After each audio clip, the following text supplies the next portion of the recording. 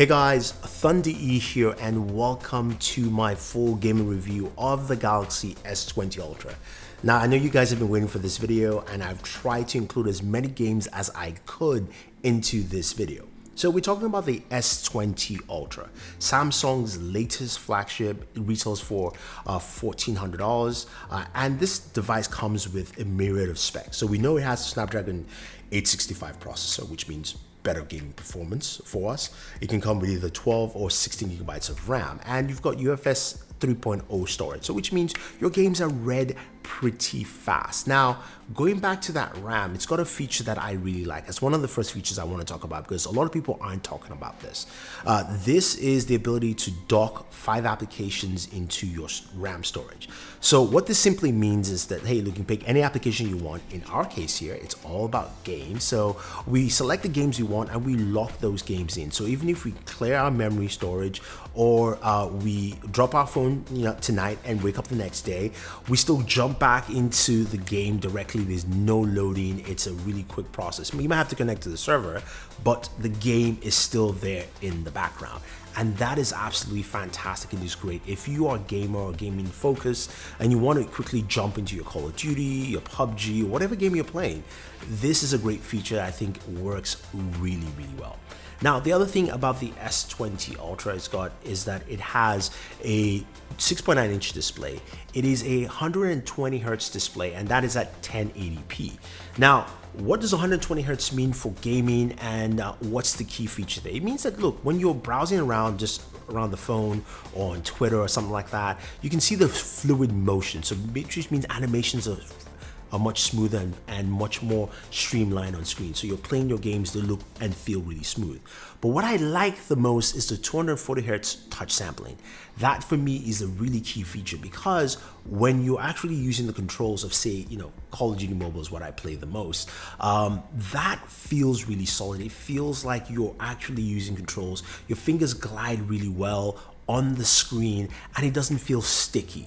That 240 hertz touch sampling is really nice, and it's great for your FPS shooters or games like that really require that kind of quick movement. So that part is great, but the other thing you guys didn't realize is that this device also supports 120 frames per second. So there's some games that support that. Not every single Android game does. And some of those games also need to be updated to work with either the processor or this device. Now, games like Cover Fire, Injustice 2, and Shadow Fight 3 support go up to 120 frames per second. So let's take a look at some of those games quickly.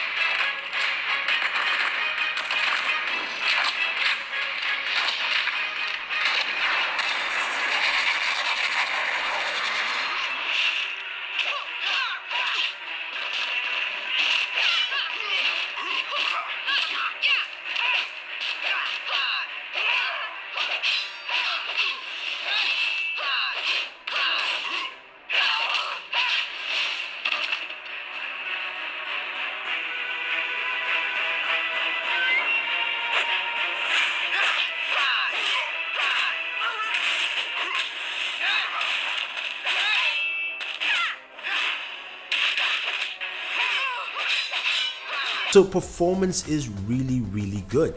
I like that. Now, a lot of the games we're going to showcase are either capped at 60 frames per second, but the 120 hertz display still, it works really well here.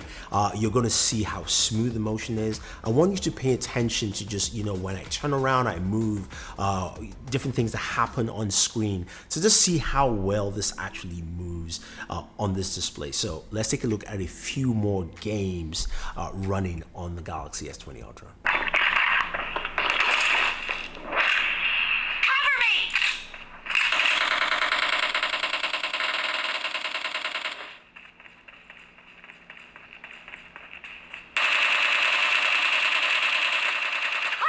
Reloading!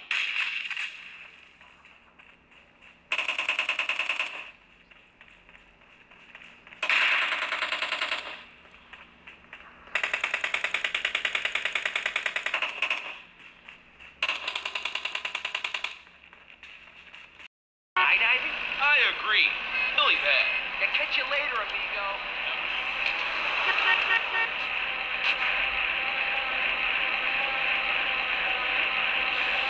You're just a liability, CJ. The best of.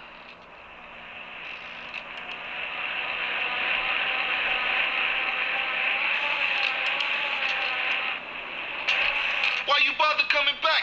I'm a veterano, ese no joke.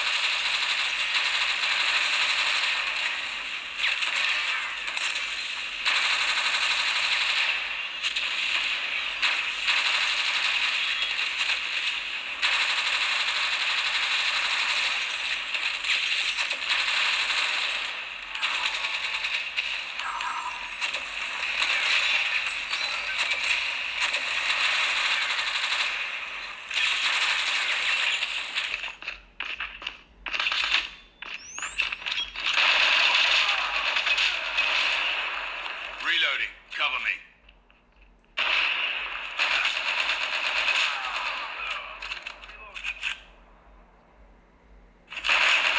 UAV recon standing by. Repeat, UAV recon standing by.